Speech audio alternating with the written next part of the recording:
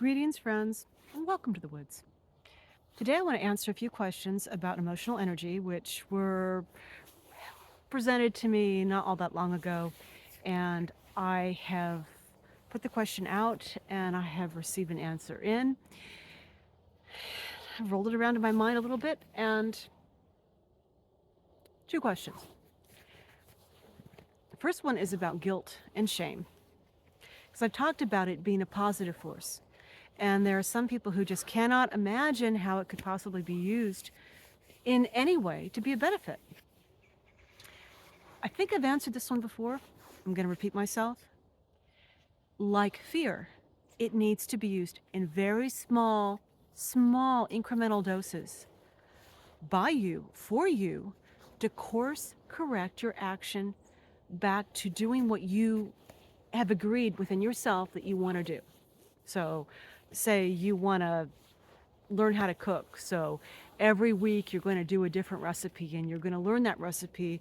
You're going to cook something, you're going to learn how to cook. And one day you just don't feel like it. You'd rather go play, you'd rather go do something else. So you skip it. To get you back into the groove, onto the track, what you have decided you wanted to do, that little bit of shame, a little bit of guilt, the next time this comes up, you can use to push yourself back in the direction of doing what you want to do. You use that. You use that to regulate your activities, regulate your habits, and push back against external influences as well as internal. So you can push back against externals as well to get you into the right space, to do what you agree to do, what you want to do, what you have decided you're going to do. That's the proper use of guilt and or shame. Those two are pretty strongly related. Unfortunately, those two energies, those two emotions have been used prolifically to exert pressure on us externally by the herd who have been conditioned to do things a certain way. Our authority figures, our owners, our farmers have decided that XYZ is going to be done and you're going to do it. And if you don't do it, you're going to be pressured from the outside by others of your herd, of your tribe, of your family and your people to force you into that. Not the right, not the right method. Now, certainly parents have used this to good effect because our children they cannot yet regulate their activities. They cannot yet regulate within themselves what they need to do to grow into the kind of human beings who can survive and thrive within a structure. It's up to the parents to help them learn that, to help them develop that. The parents need to use their judgment, their willpower. They need to assist their children in that process. So parents will use guilt and shame and fear, among other things, to get their offspring to do the right thing. And how that works is up to you. Those kind of relationships, parent-child, you have to be careful with that, though, because once you acclimate the child to responding to external pressure, it can dominate their destiny unless you teach them in a timely manner when they're old enough to be self-responsible. They need to take control their self, how they are experiencing the world with others. So that's when that needs to happen. And we need to get past the idea that you're a child until you're 25. You're a child until you're 18. You're a child until... No. You're a child until you're 30. No. Stepping out of childhood is a process. It doesn't happen overnight. It is experiential as well as physical. You need to be able to be exposed to the world more and more, taking on more and more responsibility until you are your own sovereign being within our society. And we're keeping them, we're keeping young people immature far too long. And that's at the behest of our owners. They want to keep us infantile indefinitely because that's how they control us. It's one of the ways. So, guilt and shame, they do have their positive uses, and it's up to us to be responsible with that and how we respond to that. If others are trying to guilt and shame us and it doesn't correspond to what we want to do ourselves, we need to be able to shake that off. We can't let it guide us into doing the wrong thing for the wrong reasons. Now, the second question I want to answer, it comes from a very dark place. So you can end here if you like. But for those who are okay looking into dark spaces, somebody asked me about fear. Why would those who want to feed off of our emotional energy, why would they want us to be afraid? Because that shuts things down. So access to what's higher than us, access through us to higher energy, to more energy, that wouldn't be happening if we were in a state of constant fear. There's two answers to that.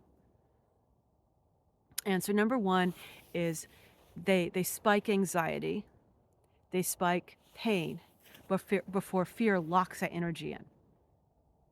So we're apprehensive, and then pain, loss, and then the fear locks it in. Which is why those who feed off of us, they like to torture.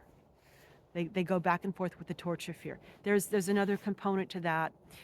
Those who just are feeding off the loosh, they like to go, they tend to prefer a different route. They like to use sexuality and other forms of gratification to bring the energy up and then sluice it down and up and down and up and down. They bring up, they like to use intoxication in particular, which opens up the energy centers, and then they can just go in there and pull whatever they want off. Most who are simply loosh predators, they're going for they're not trying to kill people. They're just trying to get the energy going, and then they just pull it off. And so you walk away and you're feeling really tired because you've just been fed off of. They're going for a smaller take. Those going for the big banana, the whole 9 yards.